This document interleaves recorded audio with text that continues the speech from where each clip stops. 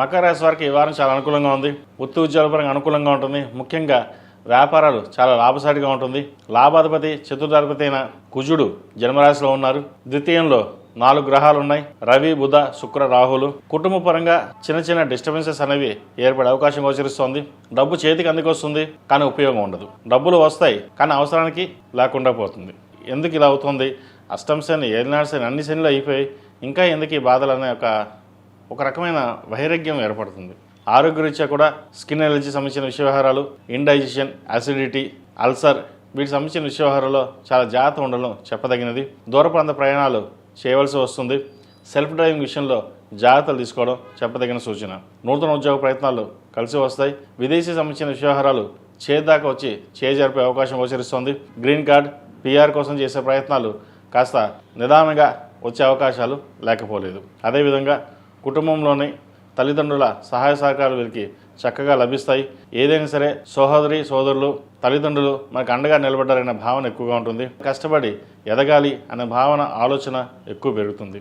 మీ చేసే పనులను నీతిగా నిజాయితీగా ఉండగలుగుతారు. పక్క వాళ్ళు మిమ్మల్ని ఏదో విధంగా ఇబ్బంది పెట్టే రకం కూడా గ్రహగతులు గోచరిస్తోంది.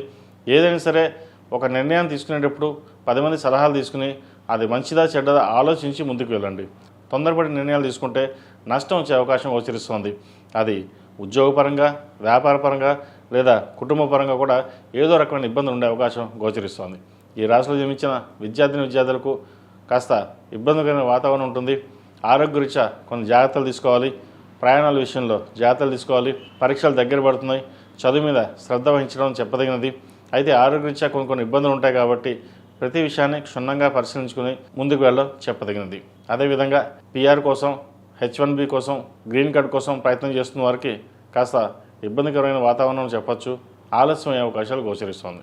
ఈ రాశిలో జన్మించిన స్త్రీలకు వృత్తి ఉద్యోగాల పరంగా, వ్యాపార పరంగా లాభసాటిగానే ఉంటుంది. ఆరోగ్య విషయంలో కొన్ని జాగ్రత్తలు తీసుకోవాలి. కుటుంబంలోనే సహాయ సహకారాలు ఉంటాయి.